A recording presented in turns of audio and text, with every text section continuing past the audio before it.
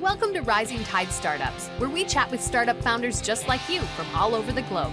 Each episode, we bring you practical and actionable tips to help you escape the cubicle and begin your own startup journey. Make sure you take notes. Take it away, Kevin. Here's a quick word from our sponsor, Podbrand Media. As a business owner, new sales leads are essential. At Podbrand Media, we create a branded podcast for you to generate those leads by interviewing your best potential clients as subject matter experts. Not only creating great rapport, but also great content to share in your industry. Affordable and effective. Contact us today at podbrandmedia.com to learn more. This is Kevin Prewett with another episode of Rising Tide Startups, and my guest today is Steve Marcinuk. Steve, thanks for joining us from Colombia in South America.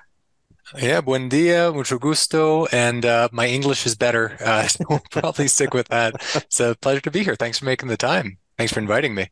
Well, it's been fun kind of trying to stalk you online, before the interview. I mean, you're a little elusive, but the thing that I'm really interested in is, like, if you and I met at a networking event, how would you introduce yourself to me? Yeah, sure. So I'm co-founder and general manager of Intelligent Relations. It's a company that uses AI to accelerate PR results. And yeah, I live in Medellin, Colombia. Been here for 7 years with my wife and my kid. And day to day, I'm in charge of mostly product and marketing of things over here at Intelligent Relations. So helping to build what we do and put it out there into the world. I mean, so we've already come to a Y in the road in just the very first intro. So many people that I talk to, they're running their company from virtually where they grew up, or somewhere in the States that they went to university. They just met their co-partner, their partner in the company and stayed there. But you've actually moved to another country to run a business. How did you choose Colombia? I ended up in Medellin, Colombia, at the end of a 6 or 7 year stint of being a digital nomad. So, the question I ask my friends is, what do you call a digital nomad who kind of stays put? I consider myself to be a digital transplant. So for about 6 years or so, I was running a travel company where we were running tours in all sorts of places: Thailand, Nicaragua, South Africa, Peru, Sri Lanka. And after visiting about 35 different places, I stumbled across Colombia, fell in love with the people. It was in the same time zone as the United States. So it was relatively easy for me to do work with US-based clientele, and started to stay put. One thing led to another. Met a wonderful woman. She's now my wife. We have a kid. Married into this big Colombian family, and so I don't see myself leaving anytime soon. And you got the advantages of weather, cost of living. I mean, there's so many different things that you could bring up about advantages, maybe even tax advantages and things like that you benefit from being there. But it's interesting. There's pros and cons. What are some of the cons of actually trying to run a business outside the U.S.?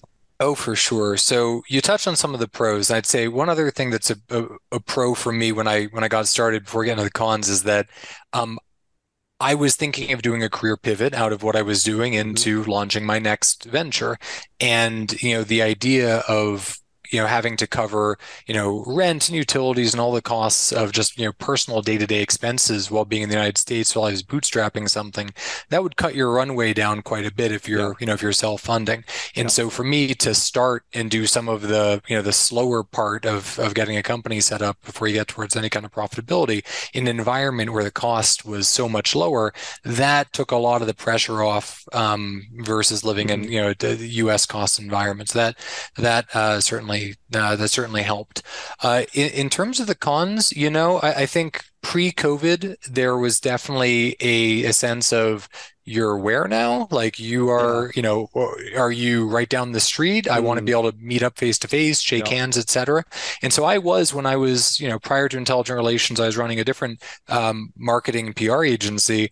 I was flying up to the States every month, every other month, to meet with clients, some of our higher value clients, to meet up and do sales meetings, go to conferences, all of that. It was part of the gig.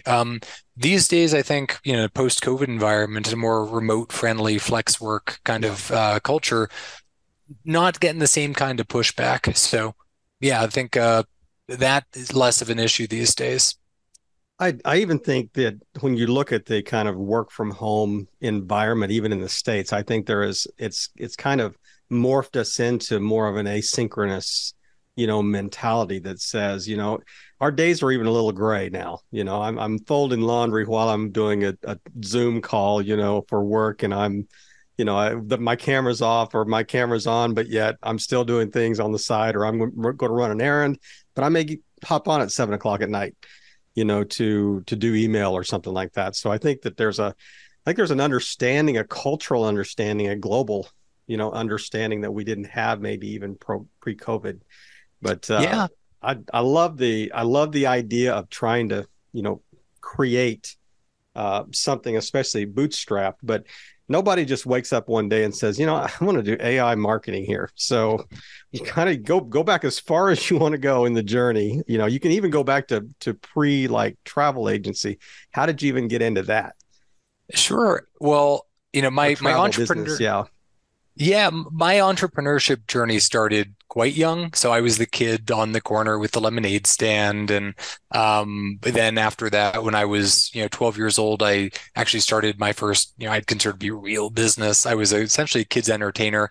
I was doing balloons and magic and juggling at kids' Wow. birthday parties. All Like I right. built a small in Northeast United States in Connecticut where I grew up. I started doing hundreds and hundreds of birthday parties and weddings and bar mitzvahs and all of that stuff. And for me, that's what really got my interest in business started. For me, business always was entrepreneurship. And so when I ended up going to business school and I met all my friends who, they're like, I want to be an accountant or I want to be in investment banking, iBanking. Like I didn't know what iBanking was before I went there. I just assumed it was like internet banking and didn't understand the appeal.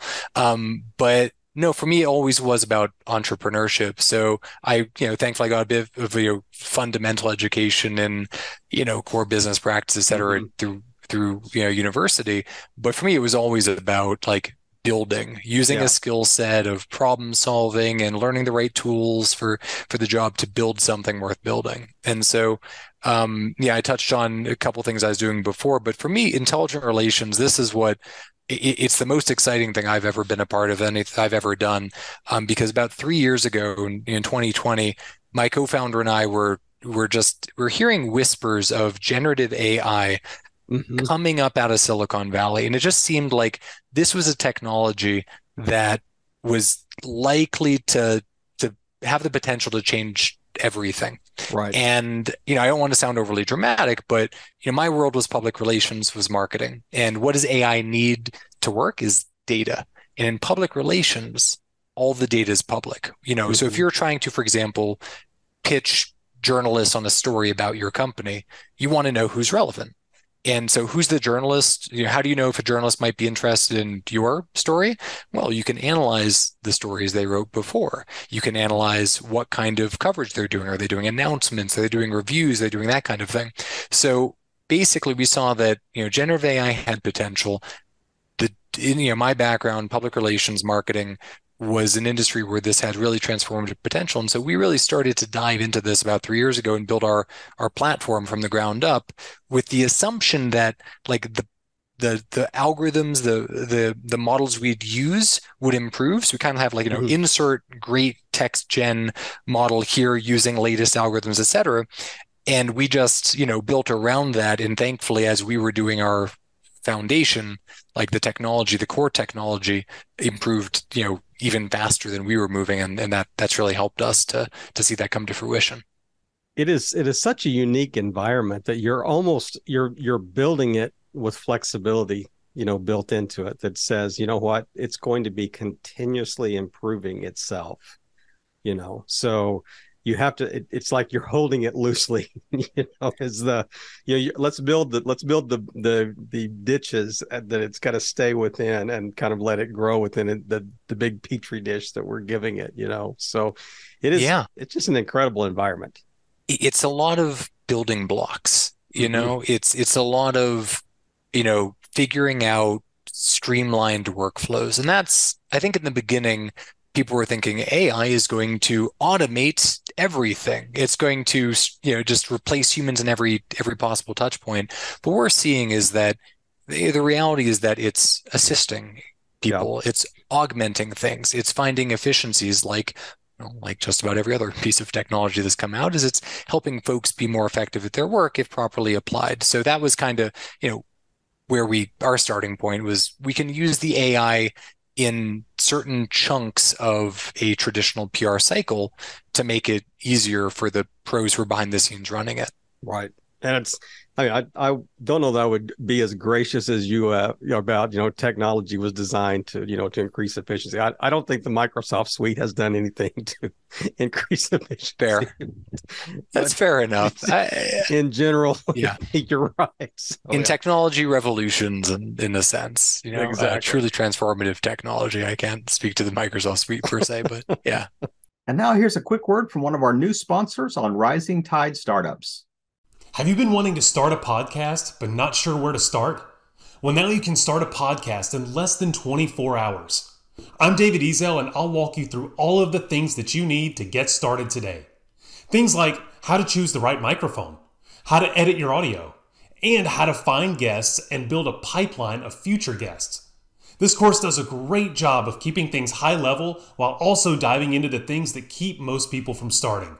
Even better, if you use the code RISING at checkout, you'll get 20% off your purchase. But that's only if you use the code RISING at checkout. What are you waiting for? Start your podcast today.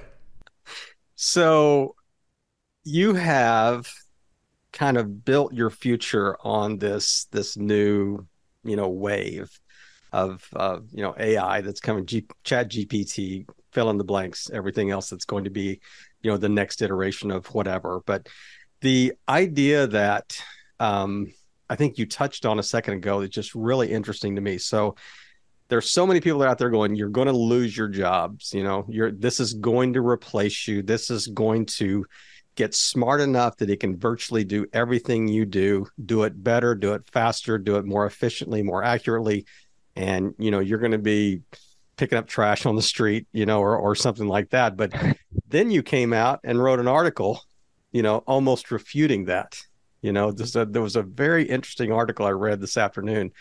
It was interesting that you are very fair when you look at your own company and your own industry, the way you described, that. So just unpack that a little bit of how you're wrestling through, with intelligent relations, and how you're wrestling through the pros and the cons of this new, wave of technology. Yeah, for sure. So we're entering into a brave new world of where artificial intelligence. Aldous Huxley, 100% sure. Yeah, we're entering into a world where, in my opinion, AI will be baked into just about every tool you use, and perhaps just about every piece of content that people consume.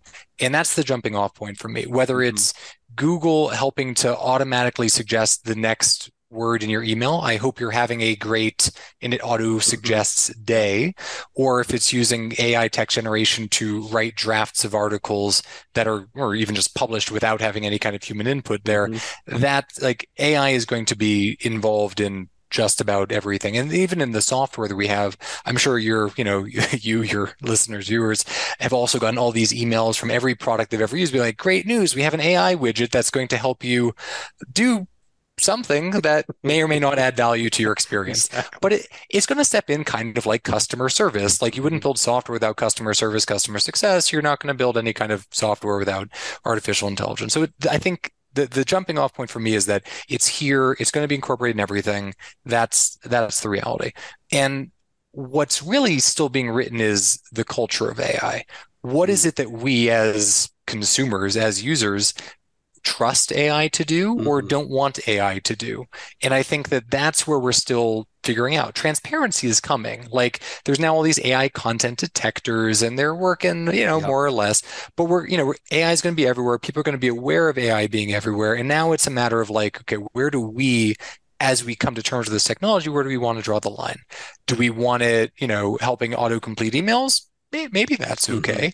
Do we want it writing our legislation, like being involved in, like, there's certain use cases, making medical decisions. I mean, Art surgery manual. That's right. hiring decisions. AI has bias. There's any number of cases where you could be like, because the technology is at the level it's at, we don't feel comfortable with AI being left unleashed, unchaperoned in these kinds of environments. And so that's, from my perspective, it's, every company has to kind of draw their own conclusions around every company, every industry, every consumer has to be like, this is okay, this isn't okay. And I think that's probably going to hash out in the next couple of years where some norms arise. And I have some thoughts on it, but, I think that's a much larger conversation that we're having as a society. That's the next article you're going to write is you're going to unpack some of your thoughts on that. But it is interesting. I mean, firsthand, we've used it sometimes to like try to pre-create show notes, based on bios and LinkedIn profiles and things like that. And you mentioned something in an article about the fact that they can be absolutely grammatically accurate, but make no sense whatsoever. And I think that, that you use the dogs throwing frisbees, to each other type thing. And that is exactly true. And I think the best AI checkers out there are intelligent human beings that are first, language speakers that are reading that going, yeah, the words are all right, but it doesn't make any sense whatsoever. Yeah. And that's absolutely true. And so when, there's everything in the generative AI is essentially probabilistic, predicting, I hope you're having a great day. It's essentially recommending the tokens that are most likely, the series of words that are likely to follow the next thing. And when you're playing around with these things, you can set it to be like, what? Go crazy, like start to go less and less probable. And you can start to read a paragraph that's being written, and then it's slowly, you feel like you're losing your mind because it slowly goes off the rails into like, that's not even a word, but it follows, like if you were to squint your eyes, you're like, yeah, that looks somewhat coherent. So you're right. So I'll take my industry as an example. In public relations, it's an industry where you definitely want to have professionals in the loop and not just put out content unchecked. News is sensitive. I mean, I think one of the metrics that we use is, what is the factual importance and the potential reach of this piece of content. So for your show notes, for example, mostly internal use, or so if it's in prepping, pre-interview questions, for example, it might just be your internal use, and it's, the accuracy is, it doesn't have to be 100% factually accurate. Good enough. But if you're doing a press release, that's factual accuracy matters, and the reach, hopefully is quite broad. So for those things, you got to have higher levels of human scrutiny, and the question of accountability also comes up. And, in our organization, we believe that the person who puts their stamp of approval on a piece of content, they're responsible for that content, whether they wrote it, whether their assistant wrote it, or whether they used AI to write it. If you're putting this out there into the world as something you're putting your name on, you're putting, you're claiming as, meets your standard, that's where the accountability comes in. We think we need accountability in an environment we're using AI text. It's important. Especially in, as you mentioned, kind of in the press arena. And, if your byline's there, it's that absolutely you bear the responsibility of whatever the publication is. But I'm curious about, so Intelligent Relations was started 2-3 years ago? 3 years ago. Yeah. Just before the pandemic hit. Yeah. So, but it was good to be out of the travel industry when COVID hit. So I think, I was a few years out at that point. Yes. Right. Yes. Yeah. Tell me what's been the journey since you launched this, and what do you see coming up in the near future, next 36 months? Yeah, absolutely. So, we always knew that the company would operate on two pillars, the technology and the people. So we started with, actually started on both. So as we were building the technology, we were providing PR services, leveraging our talented human team, mostly for US tech startups and some in Europe and Israel and like that. so we were using that to kind of cash flow the development of our technology and kind of develop the two hand in hand. So I think that the technology that we've built over the last 3 years, we call it Preston, press PR. I like Presto as well, but my co-founders don't like that. I think that's too cutesy. Anyway, so the technology is continued to evolve to the point where it can identify trending story opportunities. It can help to draft pitches. It can help to identify, which journalists are the most likely to be relevant for a given story. And so it can help to accelerate a workflow for one of our teammates so that they can move through the process of ideation, drafting pitches, building lists, reviewing, and then sending out story ideas to journalists, which is how you win press coverage. It's helped to accelerate that a fair amount. I think, one of the things that was a challenge that we navigated was that we always had a question of what is that balance? How do we package the technology and the folks? For a while, our main, one of our theses that we were testing is this could be rolled out as a do-it-yourself platform where people could, use the platform to essentially manage their own PR, kind of like use, Squarespace to make your own website or Canva to, make your own graphic designs, and it's decent. But the feedback we're getting from our best customers is this is great. It does take some work. Like, can you just have your folks do it for us? So that's really, in terms of where we're going, that's been our focus in the last few months. And that's where we're really going to continue to accelerate is on this managed service where you get the technology, you get a fractional teammate who's running it for you, and we're able to come to market with a managed service that's a lot lower cost than a traditional agency, which makes it feasible for a seed funded startup, a Series A like that. So that's really our main focus now is keep building the tech, work on building out this managed service offering so it's offering great value for our clients, and just keep updating the technology with the latest models. As you mentioned, like it's moving so quickly. There's so many opportunities, and our biggest question is like, what do we say no to? Because there's so many things I'd love to incorporate, but we have to stay focused. Would you say you're more PR heavy or marketing services heavy right now as a company?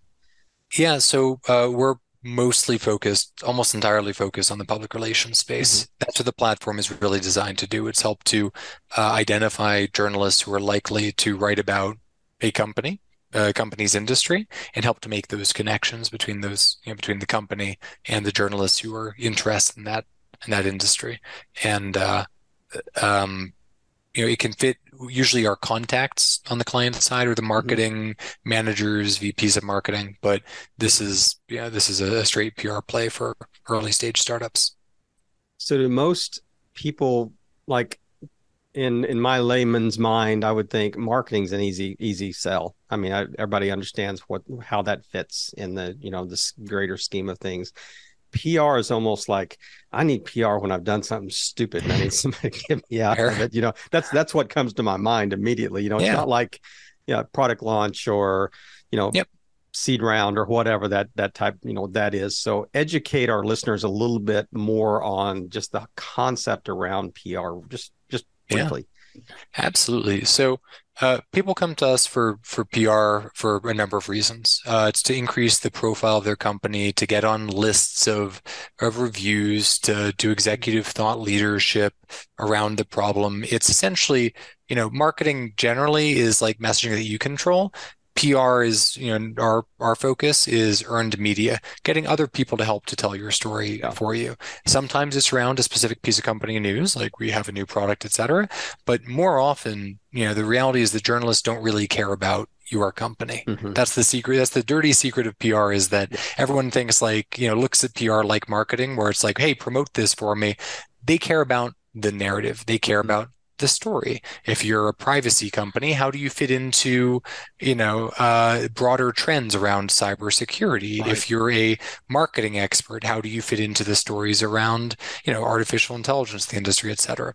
So this is about helping to position companies into those larger conversations, get other people writing about these companies in the context of these larger conversations. And, you get, other people telling your story. You get SEO quality backlinks is something that people are looking for a lot of the time. And of course, when you have an announcement to promote, do some cycles around that as well. If you had to describe the biggest benefit of AI in one sentence, how would you describe that? Yeah, accelerating human potential.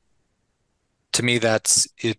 The real use case we're seeing in artificial intelligence right now is helping people do things at a faster speed and often at a larger scale. And I think that transcends generative AI and also a lot of the other kinds of AI that are out there. I love that description. And I mean, it as quickly as you answered that, that's not something you just pulled on the fly. That's something you kind of wrestled through, I think, that to kind of come to that conclusion. Well, I think for a while, when we started this out, we were imagining that the conversation would be a lot more about automation and replacing. I think that's where early indications were.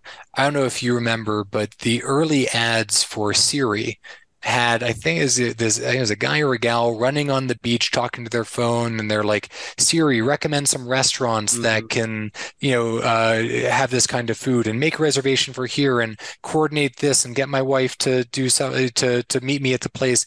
And now it's much more limited. The expectations of what we look to it, like what we expect from the technology what we expect to be capable of, it's more realistic. Yeah. And I think that that's what we're seeing with AI as well, is like it's super powerful, but if it stays in its lane, and those lanes are broadening for sure, but I think that it's important to focus on the human potential here rather than the replacement story. I don't think that's the narrative we're seeing. I mean, I love the idea of kind of matching our expectations with figuring out how it can best help those, revised expectations. How can it best serve, in the way that it actually can serve, but do it very effectively and very efficiently. I don't need somebody to call my wife and say, meet me at a restaurant, but I do need, if I've got writer's block, I do need to have some prompts. I do need to have some, some content ideas. I do need it to do some basic research for me that I can, go back and verify later, to make sure it's accurate. But it's all about balance. The idea that this is a new toy. It's a new motorcycle. It'll run really fast, but I've got to learn how to ride it before I just jump on it, so to speak. Yeah. Yeah, and I think we're seeing a lot of very valid use cases and some that are a little bit more far-fetched. And that's how entrepreneurship works, is you build something and you try to market, and ideally you find some product market fit and you get some traction, you're able to ramp up. But not every company has that. We had to try a couple different iterations of how we positioned the power of what we're building. And, right now it does, we're happy to say that this managed service is the way that our market is responding well to, how we deliver the technology. And that's great. But not every AI company is seeing, the payoff for what they're trying to build. Yeah. And there will be people that will fall by the wayside, they'll get caught in the flywheel of progress, and what we think today is probably not going to be the true 6 months from now. But if you do hold these things loosely, I think you can kind of adapt and adjust. But you mentioned something just a second ago about it's just the way entrepreneurs are. That's what an entrepreneur does. I want to drill down into you a little bit, right, as we're kind of coming to the end of our chat here. But there are two areas that I really want to kind of drill down on. Number one is I have this theory about entrepreneurial DNA, and I'm curious to hear your thoughts on that. Do you think that entrepreneurs have a basic genetic disposition to creating and starting things, or do you think that this is, that a lot of entrepreneurs are just out of necessity? They're like, well, I was in the right place. There was an idea. I didn't really come up with anything. I just kind of took advantage of the business opportunity that's out there. Where do most people fall? It's what I can say is that there may or may not be a gene for entrepreneurship per se as such, but I can say all the entrepreneurs that I know, they share a gene for drive, like this motivation to get up, to go, to overcome challenges, and to keep moving. And I think there's a book, I think it's called Driven, which actually goes into the genetic code of certain driven types of personalities. I couldn't cite what what genetic traits they are, what genes they are, but it does seem that like that personality type that just wants to keep moving, exploring, pushing boundaries, that is something I think is very genetic. And I think that can play out in a number of different fields. Some people might be athletes or might be, Navy SEALs, and some might be, entrepreneurs. It might be more of like, what are your other interests and things. But I think the drive gene is what I've seen to be the key differentiator. And then personality and circumstance may point you in the direction of entrepreneur as an outlet for that. But some of the best entrepreneurs I know, I've talked to, like some of my mentors, they're like, I don't know how to turn this off. I don't have the off switch. And I drive my wife crazy with that as well, because it's just, many of the entrepreneurs I know, it's like, it's 2:00 in the morning, you have an idea for a business and you go on GoDaddy and you buy the domain just in case, like before it's available. I want to snatch that before someone else does. It's like domains in my Google Drive folder that I've never used. See, that's why I think that it is a genetic, because I think there are entrepreneurs and there are business owners. Or their business. That's fair. People are just running businesses. And I think that, you talked about, well, what, I was selling candy, I was selling lemonade, I was doing this. You probably also were taking things apart. When you were younger, that said, I got to take the mower apart, see how that works. My mom's clock that's not working, Oh, yeah. I got to create stuff. I got to draw on something, for sure. Legos connects the computer, like the Incredible Machine. I was the kid who, when I figured out that those, like the TI-83 graphing calculators we used in school, when I realized you could program those, I was like, this is incredible. I was building like little slot machines in the calculator and playing text-based games in class, just because like that was a heck of a lot more interesting than whatever the teacher was talking about. So yeah, I tend to agree. The drive thing to me is more concrete, but I do think you're probably right that it goes deeper than that. There's something there for sure. But I'm curious, you've run some companies before, you've had teams that you've led. What are one or two really concrete things that you think would help somebody just, further behind you on the path, that, things you've learned as you've led teams, as you've led companies, they're kind of universal, that just say, hey, I wish I would have known these two things, when I started. So a couple things jump out at me. One is, it's an old concept, but for me, I put it as ideas are cheap, execution is everything. I think a lot of folks who are not yet ready to be entrepreneurs or are, more young in their journeys, they think I have $1 million idea. And, from investors to folks who've walked the path, you'll look at that and say, that's nice. What's your plan to bring this to fruition? And not only your plan A, but your plan B when that doesn't work out, and your plan C. And I think that having, that's like the second tip for me that really kicked it off, was that planning A to Z. It's not that my plan has to work, and then if it doesn't work, well, I guess the business didn't work out. The plan is to go A to B to C to D, and that's how you build the resilience. And you just kind of show up and you keep trying the thing, well-constructed tests, collecting the data, collecting the feedback, and then pivoting intelligently and not taking that as a failure, but just, okay, I'm doing the thing of working my plan. Right. And after Z comes AA and AB and so on and so forth. So for me, that's it. Just finding what are the systems you need to put in place so that you just keep going, don't give up, and make the intelligent pivots as needed. That's a lot more valuable than the idea, because if you're smart, your ideas will evolve as the company does. I'm telling you, those genetic disposition entrepreneurs, they use the word pivot instead of failure, or instead of mistake. So we are pivot. We're going to fail forward. If we fail, we're failing forward. We're going to learn and we're moving on. But we joke about it, but man, that is such a crucial, character trait to have, as somebody that's trying to build something. And I applaud what you've built. I applaud the way you're looking at this new, kind of unleashed technology, before you. But what's just one thing you just like to wrap us up with today you think would be helpful to our audience? Maybe I haven't touched on, but just really quickly, just wrap us up with something and then tell us where the best place to learn more about intelligent relations. Yeah, I mean, I think we covered it.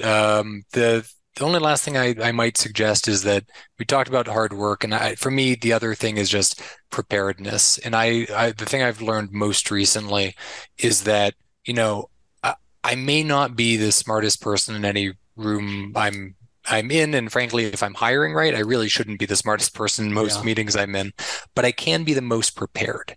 And for me, taking that seriously, showing my team the respect of preparing for the meetings I'm going into, knowing my outcomes, knowing what we're going to be talking about, that's really helped me to step up in terms of performance and leadership in my company. And I think that's just, whether it's, regardless of whether it's a marketing initiative, a sales initiative, or just, brainstorming, I think that's something that I might add as the last takeaway. And yeah, it's been a pleasure to connect with you, with your audience. If people want to look into what we do, intelligentrelations.com.